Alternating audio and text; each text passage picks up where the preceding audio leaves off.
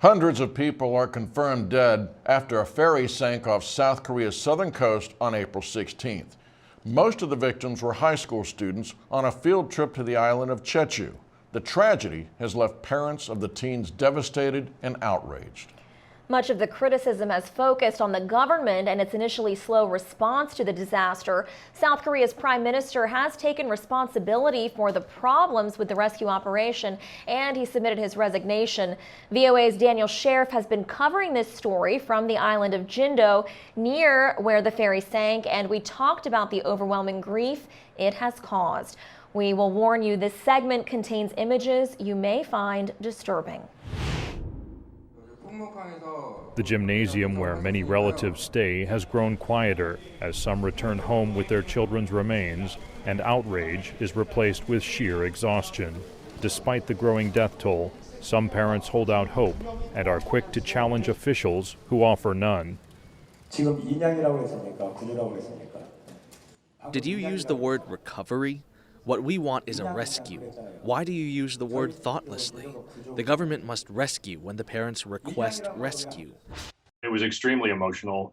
We're talking about hundreds of parents sleeping on the floor of a gymnasium, and around them are all kinds of journalists waiting for information, and information coming in from television news, from the officials, and it's not always accurate information. The numbers kept changing, so it was very difficult for the parents, and a horrible thing to watch as they're seeing slowly bodies start to appear, and then as more and more came out, they just became absolutely full of grief and just wanting to retrieve the bodies of their children.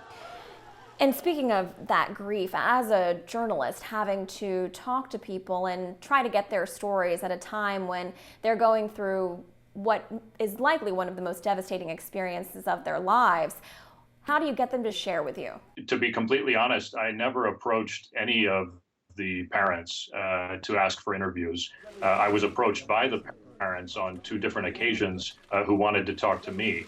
And the reason why they told me they wanted to talk to me is because I was not South Korean media, I was not Japanese media, I was a Western foreign media, and they wanted to make sure that their concerns were being voiced and being voiced appropriately. And they didn't like the way that the Korean media especially was approaching the story and very aggressively trying to talk to them. Right, I did notice that, Daniel, in one of your reports. One of the striking interviews that I thought you did was with a man who was showing you a photo. 이거 my Korea 아니야. No. This is not my Korea. This is my child. 내 애기, my baby 죽였다. 여긴 대한민국 아니다. You can broadcast them all. My baby.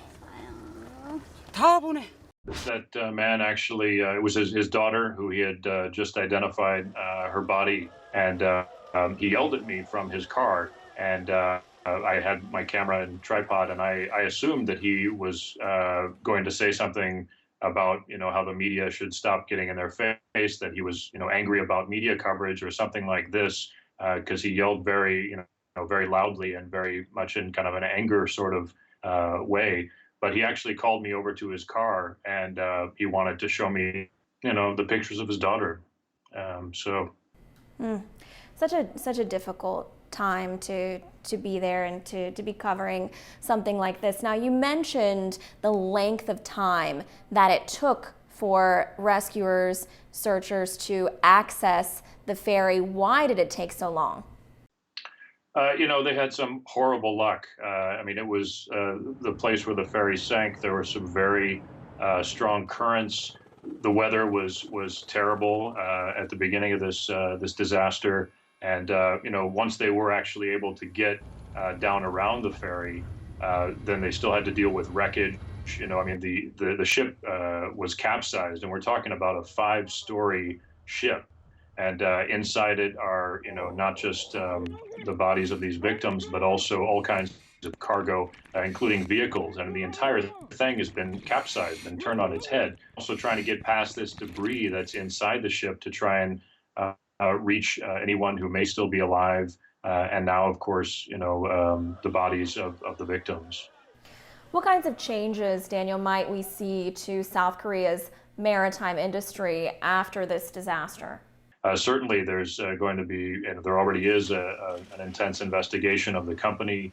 One of the things that most recently has come out is a transcript of the communications between the ferry and the shore authorities. And it seems pretty clear from that transcript that it was a very chaotic situation, that the crew didn't seem to really know, at least the crew that was communicating with the shore, didn't really seem to know exactly what was going on, didn't seem to be putting out as much information as they needed to. And certainly there's going to be a review of exactly how procedures should be carried out in disaster situations.